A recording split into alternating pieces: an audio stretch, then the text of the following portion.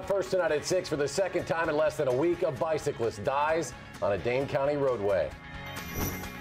There are still many questions surrounding the crash, but tonight we've learned the latest victim is a 37-year-old Madison woman. Investigators say it happened late this morning on Highway M in the town of Westport, near the entrance to Governor Nelson's State Park. News 3's Mark Lovacott joins us now with more. Sarah and Eric, this is a story that's sadly become all too familiar in the last week. 2 people have been killed in area roadways when somehow their bikes came in contact with motor vehicles. And while the numbers of these types of crashes aren't really extraordinary, local officials say they are stark reminders of how we all need to better share the road.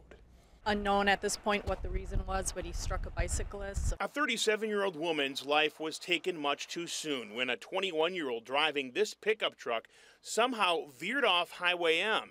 It happened at around 11:40 Monday morning. The cyclist died at the scene. med flight was called, but ultimately they did not transport. Combine this tragedy with one last week, and it's a tragic time to be a biker. On Wednesday, a 21-year-old biker was pinned under a car when he was hit on Aberg Avenue. He died over the weekend. The last bicycle fatality we had in Madison was in 2009, I believe.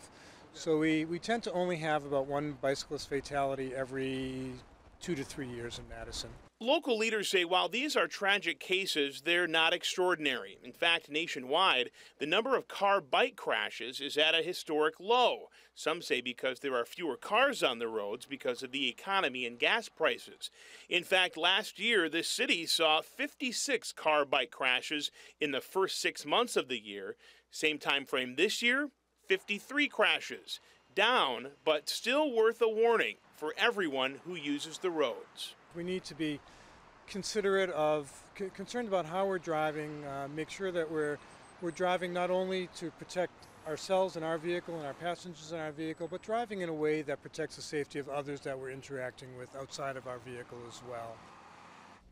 In today's case, authorities tell us they're still trying to piece together exactly what happened and why that driver apparently veered off the roadway and hit the cyclist. In both cases, we're told neither driver has yet been charged or cited for actions. All right, Mark, something we'll continue to follow. Thanks. Yep, you bet.